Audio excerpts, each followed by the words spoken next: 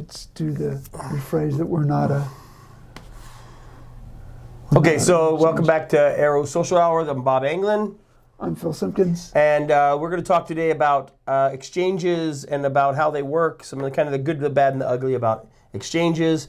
And in no way are we giving advice on how to exchange, what to exchange, or any kind of investment advice, any kind. We're mostly just talking in general about how exchanges work, some problems that there are with exchanges, and kind of mentalities behind trading tokens that are the good, the bad, and the ugly. So, okay, Phil, why don't you just give us a rundown in general of kind of your history with exchanges and kind of, because you've dealt with them more than anybody over the last few years, and you probably know more about the good, the bad, and the ugly than anybody. So kind of just talk about, go back to the beginning and kind of talk about exchanges and how you had to deal with them. So what we've seen is there is Bitcoin, there's Ethereum, and they've been around a while, right? And so what most people are aware of is Bitcoin. You hear about that in the news. And so Bitcoin holds value. And so you hear about Binance and you hear about Coinbase. And so those are exchanges. And what you do is then Bitcoin holds its value against Ethereum or USDT. And so in order to exchange Bitcoin for other cryptocurrencies, you have to then go to an exchange and basically trade those. They call them trading pairs, and then go into an exchange and trade those for another cryptocurrency. And then Bitcoin has the trading pairs, and then if you have a crypto currency or a coin, or then they also have those called any other token against that trading pair. And so you've heard a lot about FTX, and so in order to have that value and then bring it into U.S. equivalent, these exchanges have to exist. And so I've held Ethereum, I own a little bit of Bitcoin, and so I think I've had some type of Bitcoin for the last 6 years. Being in that market, you always hear a lot of people of saying, oh, what's the value and where's it going to be? And in that market, you always hear people wanting to get rich.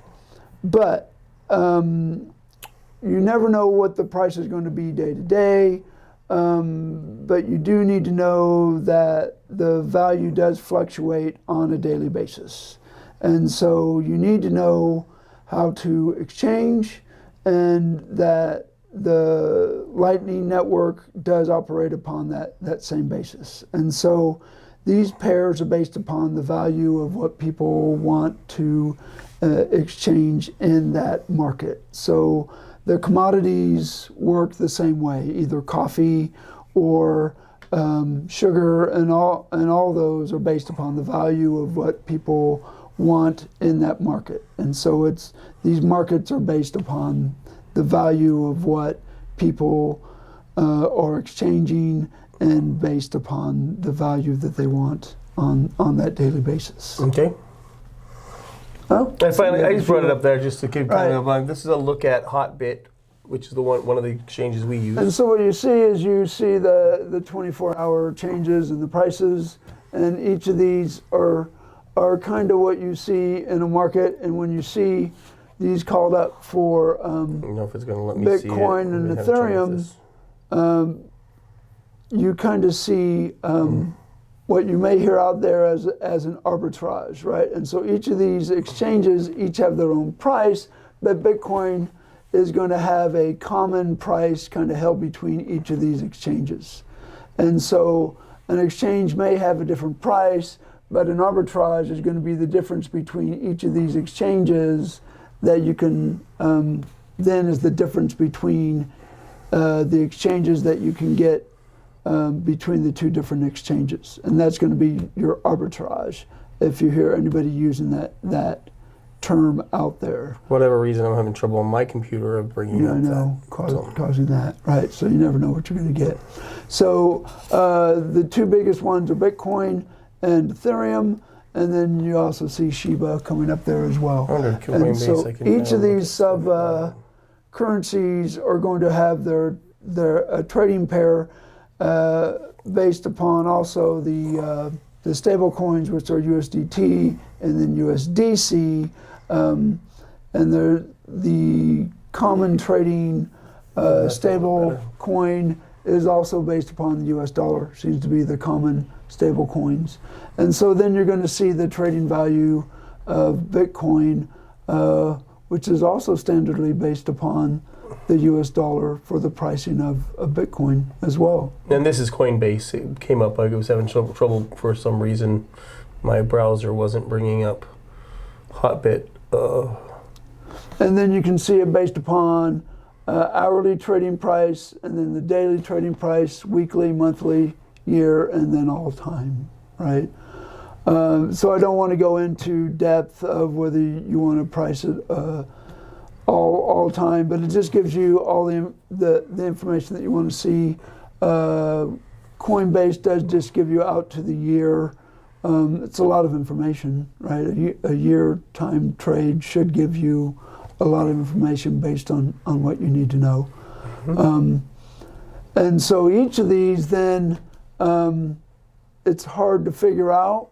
Like news may not even tell you what Bitcoin, why Bitcoin's moving, right? Even today, I can't even figure out why Bitcoin's moving up today. But it does seem to get into the yearly cycle. For years, Bitcoin sold lower at the end of the year, right? Because I think a lot of people wanted to either pay for Christmas gifts, and so Bitcoin has seemed to fallen into its standard cycle of selling lower at the end of the year and then going back up at the beginning of January, which it seemed to have fallen into that cycle. And nobody has ever been able to understand that cycle, but it has seemed to have fallen. Yeah, the one time it didn't happen is in 2020, where it just kept going up and up and up, and everybody was expecting it to fall, and it just kept going up. So that was the only time it fell out of that cycle. To 70,000 or something like that. Yeah, 60, 65, somewhere. Yeah, and I totally screwed myself on that one, thinking, okay, every once in a while, now. That was the one time it fell out of that cycle. Yeah. And so this year it seemed to have fallen back into that cycle and fallen out of following the stock market. Mm-hmm. But who knows if it's going to fall out? And like we said, we don't want to give we don't want to give price market tips. Yep. We just want to kind of explain the reasoning behind this, and it's all about value, right? It's about value, understanding. We know when we talk to people, they want to be able to get the value out of the tokens that they are buying. Yeah. When we talk to people, they like to own Bitcoin for the value that it brings them. When we've been talking to people, lots of folks like to own Ethereum because it does give them the altcoin. Now altcoins are then the alternative tokens for usually utility tokens, the other tokens that are on the market, such as the Arro token that we've built for the social media platform that we've established, right? Yeah. So the alternative coins that are available in the market for other reasons and other. And some of them have utilities and some of them don't. Yeah. Some are some of them are just built for another reason, right? Yeah. To make money. Yeah. We've built the Arro token for use on the social platform and in the future use on games for utility, right? To define that utility before it's sold or used on the market, right? Yeah. We're following all the reasons that were explained in the U.S. market and trying to follow all the capabilities that have been utilized to make it as valuable for users in the community that it can be used for. Awesome. So that's an overview of kind of what exchanges are. So let's talk about good things about the exchange. I think we've already touched a little bit on the let's good. talk about good. What's good about the exchange? The good about the exchange is you can actually use it for what people have asked about, right? You can exchange it for other alternative tokens and value and commodities and other Bitcoin, Ethereum, or money that you want, right? So it's an exchange for other things that you want. Either you're using it for a commodity or money that you want, right? So it's basically an exchange, right? There's that's the right word for it. You're exchanging it for the use that you want. Right? Yeah, and so one good, I think, and I think people have different opinions about this, but like Coinbase, for instance, right? So when Coinbase came out a few years ago, so when I got into crypto at all, or the whole blockchain in education, I came in as an educator. People were hiring me to actually learn about crypto, teach people about crypto, and educate. And that's that was my main thing, is as a speaker and helping people understand crypto. And of course I spent about 3 months just really teaching myself everything I could about crypto before I went and taught other people. But at the time, a big thing that was going on was like people wanted to pay you in their crypto, and I was fine, but there was no way for you to turn. It was very difficult to turn crypto into cash until Coinbase came around. Right. So it became the first place where you could attach your bank account to your crypto account and take that crypto and change it into USDT, and then sell it on Coinbase and get cash, which helped me a lot. Right, that was kind of a big game changer for me, because for a while there I was like, no, I don't want your crypto because I need to pay bills, right? And I can't pay bills in crypto. That's changed a little. Some people will let you pay bills in crypto, but most people still won't. So if you want to take crypto as a payment, you have to have some way to turn it into cash. And Coinbase was really the first place to make it easy to do that. Yeah, to get it into your U.S. bank account. Yeah, and that was the good thing, right? And you can also use your debit account, right, to actually buy more crypto or whatever, right? Although some banks are less friendly still about that, but most of them have come around, right? They see it as a way to make money. You still can't mention crypto to a bank and I mean, they know what Coinbase is, but Coinbase has kind of jumped through all the hoops to allow it, right? Right.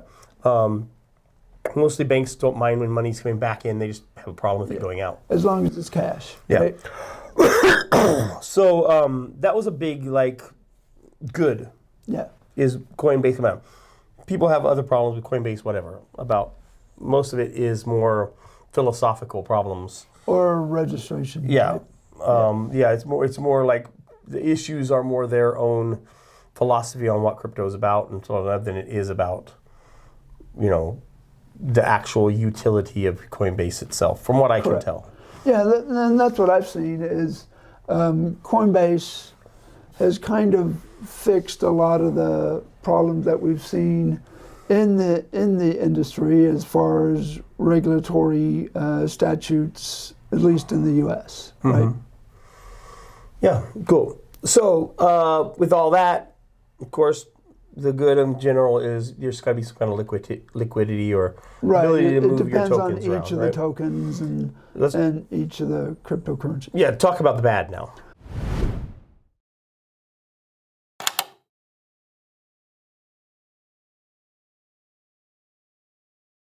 What are some bad things that happen, either on the behalf of the exchanges themselves doing things that happen in the exchanges? What are some bad? So the bad things that I've seen is it's all about trust, right? You have to trust the company, you have to trust the people that are doing the business, and you still have to do your research, right? So it still takes time, right? The bad thing is it still takes time to build that trust and build the usability, right?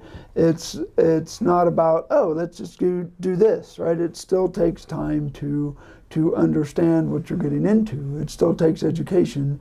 It still takes research. So I show the video. I'm going to show the video. Mm-hmm. Social media companies are using your content and your data to make over $100 billion a year. Arro believes you deserve your fair share. So Arro Social is the first ever mobile social media app to track and share advertising profits through the power of blockchain technology.